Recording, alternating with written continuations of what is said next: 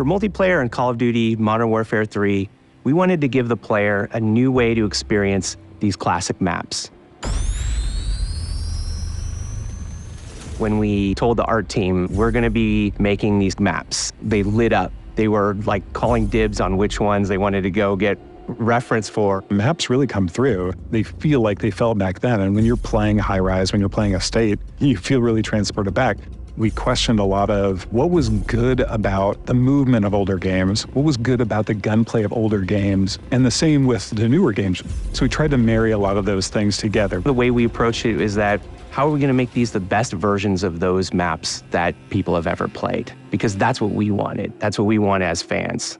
There are places where the metrics of the level are adjusted to fit more modern gameplay, but for the most part, it's going to feel incredibly similar. The biggest changes are really in a fidelity sense. Places like Afghan, where it might have been difficult to see somebody in some of those circumstances, we have new tools to make that both look better, but also read better, so that your target acquisition is improved. Favela is a map where it really pushed our opportunities to explore what you couldn't do in the old one and what you can do now.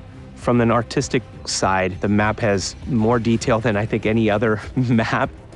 In High Rise, it's fun to explore and jump on the scaffolding and mantle to places that you weren't able to actually grab or reach before. Now you can get there. When it was a question of whether it should be like the original or whether it should be more modern in terms of the metrics, we went with the original.